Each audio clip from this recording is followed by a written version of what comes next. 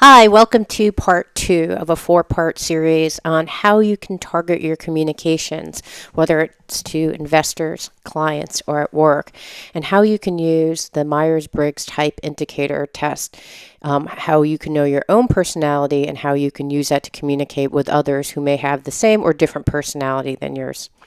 A little bit about me. My name is CJ Liu. I'm certified as a Myers-Briggs Type Indicator practitioner. I've been a business and career coach for 13 years.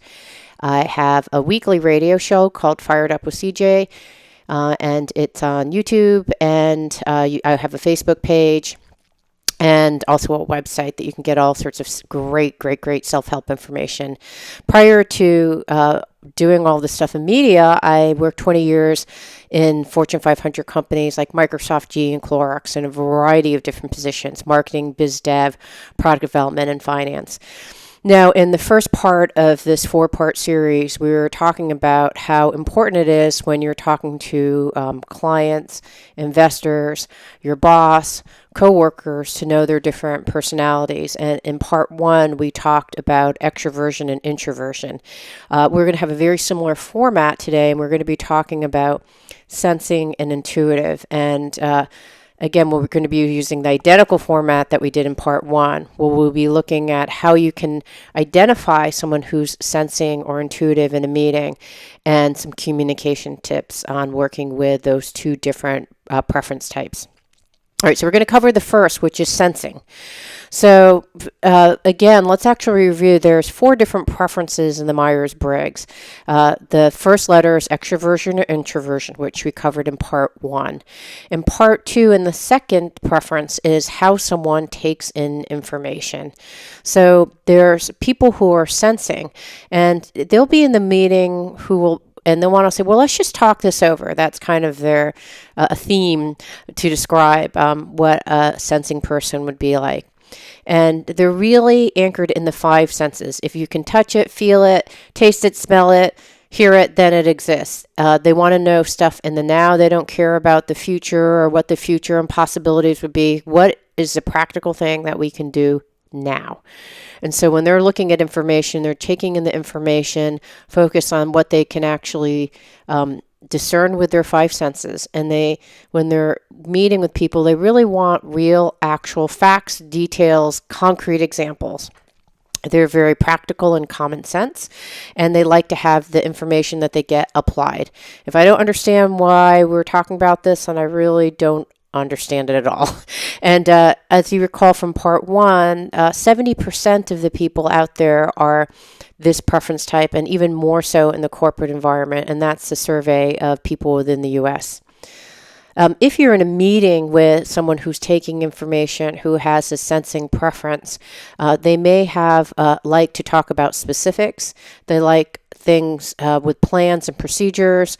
They would prefer to have a step-by-step explanation in a linear fashion. They probably don't really like long-term strategic plans or anything related to long-term strategic plans, communications, and they're going to trust their own experience. So you may say, hey, trust me. And if they can't relate to it with their own 5 senses, they can't relate to it.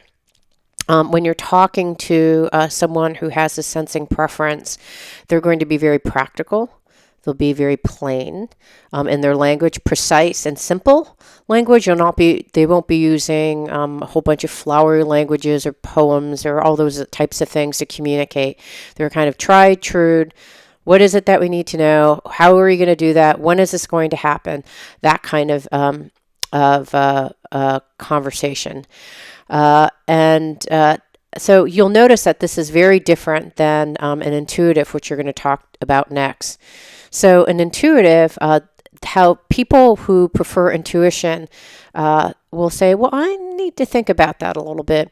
And one thing that I should preface when reading both of these descriptions, whether it's intuitive or sensing, is this is generally what you'll find for people who prefer intuition, and generally what you will find with people who prefer sensing. So when I'm reading through these, there may be some things that you think, hey, that's not me. That's me, but that's not me. That's me, but that's not me. Take heart that that's normal. And in fact, there are some people who are on the borderline of any of these preferences. They'll be literally almost in the midpoint between two preference types. So they would be between the midpoint of intuitive and sensing. In fact, I'm on the midpoint of thinking and feeling. So you may actually relate to both of these, but there's probably going to be one that you lean to slightly. So if both of these things, both of these descriptions sound familiar to you, it's probably because you're in the midpoint of both of these things. Okay, people who prefer intuition. So let's talk about people who have the preferences of intuition. So when you're talking to them, they're really going to want to know about the future. So how's that going to affect us in the future? So I'm an intuitive type, and so when I'm in a meeting, someone is saying, "Hey, we're going to roll out, this particular product," and then when I'm thinking about it, I'm actually thinking about 5 steps ahead. Like, well, won't that impact this in the future? Won't it impact that in the future? And I'm always, you'll find that people intuitive, they like to talk about possibilities. Oh, I think that model is really interesting because we could apply it in this or that fashion. And they really like change, just for change's sake. They like to have a lot of change and variety in their life. So when you're talking to someone who has a preference of intuition, they'll be talking about patterns. They'll be talking about, well, what's the meaning of that? What do you think this means? They want to know the big picture. In fact, if you're working with someone who's intuitive, they may want to see the big picture more than all the details that make up that a sensing person want to talk about. So the big picture trends, and they like to synthesize information across lots of different disciplines. So you may be talking to them about a business application. They'll say, well, that's interesting because a similar process happens in biology that's very similar to that. And here's what they say in biology. So they'll actually be taking concepts from different disciplines and synthesizing them together. In a meeting, you'll notice that people who prefer intuition like to talk about ideas. They like to brainstorm. They like to talk about the long term. They may get glazed when you're talking about details. I often, when someone's telling a story and they're telling me all the details of I got out of the car, and then after I got out of the car on my trip, I took a taxi. That would bore an intuitive to death. They get bored with details. They like to create and grasp and share ideas. They don't like limits. So if you said, well, we have to do this project in X amount of time, so you're going to need to scale back your ideas. They like to have specifics that relate to a pattern.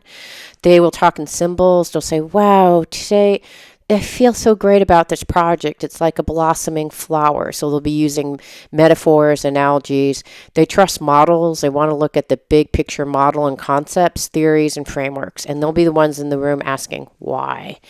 All right, so you may not know, maybe it's really easy for you to tell from these descriptions which person you are, maybe not.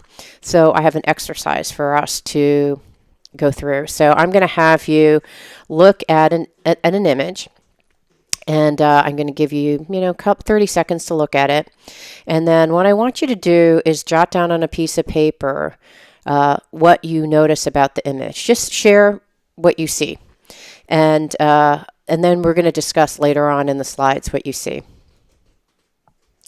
So here's an image. I'd like you to spend 30 seconds, and I'd like you to jot down on a piece of paper. This isn't a test. It's just more noticing what kind of information you take in.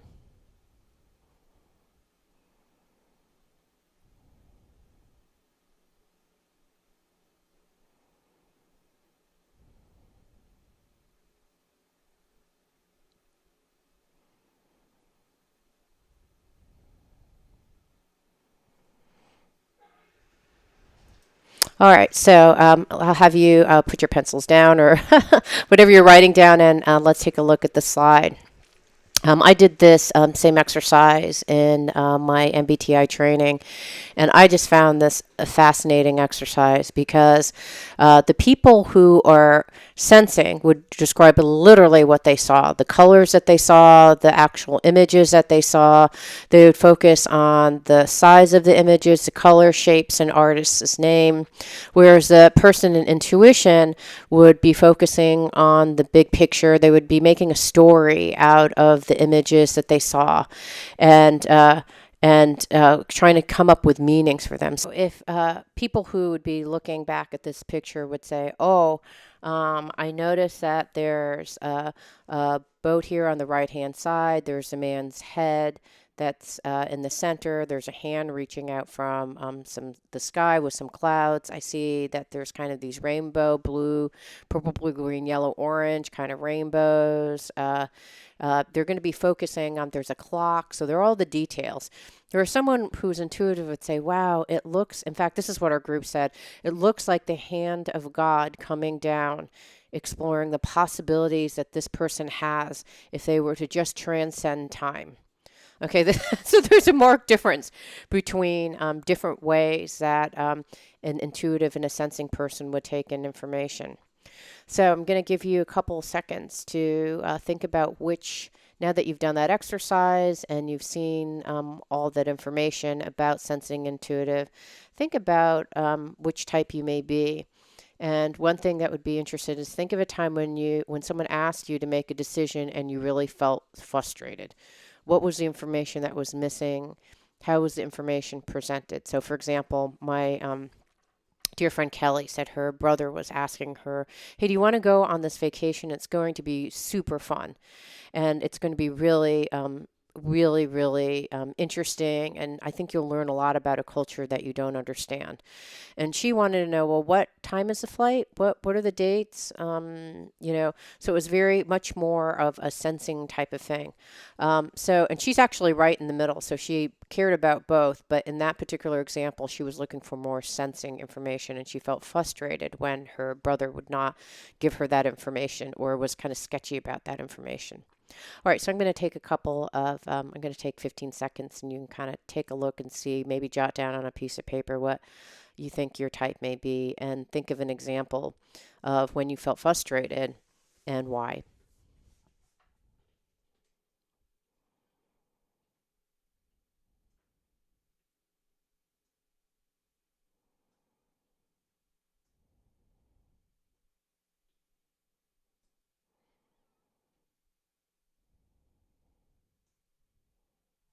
Okay, so now we're going to talk about, now that you have a general sense of your, whether you're sensing or you prefer sensing or intuition, we're going to talk about how you may communicate with another person, some communication tips. So if you're working with someone who prefers sensing, in terms of how they take in information, you're going to want to provide specifics. You're going to want to be practical with what you present. You're going to want to explain to them the immediate applications of what you're talking about and give them concrete proof that what you're saying is true. If you're working along with them, they would like to share their observations. They would like you to present the information sequentially with lots of facts and details, and they would like you to show them the plan, the procedure, and then link it to current realities, and that you're preserving what works before you introduce a whole bunch of new ways of doing things. If you're talking to a sensing type, please try to avoid metaphors or censoring words. Now, how about the intuition types, people who prefer intuition? So with people who prefer intuition, you want to talk about the big picture. You want to be open to ideas and possibilities. You want to help them integrate and link various concepts that you may have talked over time or over a period of time that are related to the information at hand. You want to offer alternatives. So you could say, hey, we could do this or that, or here's 3 different ideas. Pick which one. They like to look at thumbnails, kind of the big picture of things. They like to brainstorm. When you're collaborating and engaging them, share minimum detail because they'll go into a little data coma. Make sure to discuss long-term implications of what you're doing and show what the possibilities are for the future. and listen to their dreams, vision, and ideas. And don't go too much into reality checking with them because they're probably not at that stage yet. They want to brainstorm. So let's wrap up and let's figure out what's the game plan? What are we going to do with this information? Well, here are some steps to put this information into practice. The first is to understand your Myers-Briggs type. You can actually go through the slides again and decide after reading the information more carefully what you think your type is, or you can take a test online. I'll be in the next slide, I'll talk a little bit about that. There's a lot of information about how to communicate with someone who's the opposite type. And what I would suggest is to take baby steps, because if you try to do and digest everything at once, it can kind of get overwhelming. Especially the Myers-Briggs stuff is so rich and deep that it can get very overwhelming and you can get lost in the data. So pick one of the ideas that you heard. So let's say that you're an intuitive person talking to a sensing person. So in that case, or even regardless of who you're talking to, practice just talking with details and specifics and talk about the here and now, or just pick one thing, talk about specifics. All right, now let's say that you're sensing, you're talking to an intuitive, just pick one idea, talk about the big picture. So every time you have a presentation, a slide, or a communication, talk about the big picture first. So pick one idea, practice it for a week, and you may find that it feels uncomfortable, and that's because it's not your natural preference. So much like if you're a right-handed and I ask you to write your signature with your left hand, you could, but it would feel uncomfortable and it wouldn't maybe feel authentic or look right to you. But it's just basically building upon the foundation of your preferences and expanding your skills to another area. So it probably will initially feel uncomfortable and it feels inauthentic, but I think the one thing to keep in mind is that really what you're trying to do is build rapport and understand someone else and go into their world first. It's almost, you can think of it as a way to build courtesy and comfort for the other person. So you want to practice this on friends, family, or anyone that are opposites, or even just practice on people who have the same style of you, and they may not like it, but you can practice with them. And even, I think really it's about getting feedback and refining over time. After you practice this for a week, or maybe it will take you 2 weeks, it will start feeling natural, and then you'll automatically be able to do both things. Just like being ambidextrous, you'll be able to communicate to both types preferences at the same time. And as I mentioned before, you want to get feedback, refine, and then once you master one skill, move on to the next one. So I would go into some of the slides where I was giving communication tips and just go step by step through that list. All right, so how do you get your MBTI style if you would like it? You can go to my website at mywholelife.net and you can order a report, an MBTI report for me.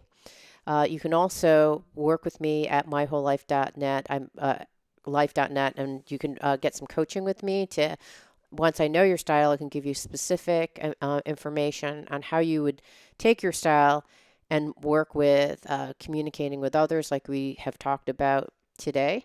We can go in depth about that and talk about maybe some of the challenges that you're having, or practice, or whatever you want to do. We can also talk about your Myers-Briggs type and decision making, conflict. Because it's your personality, it shows up in all aspects of your life. So I have a bunch of materials and coaching that I can do with you on that. If you'd like to email me, my email is cjlou@gmail.com. So thank you for your time, and look forward to talking to you when we get to part 3, when we're going to be talking about the third preference, which is thinking and feeling. Thanks so much for listening. Bye-bye.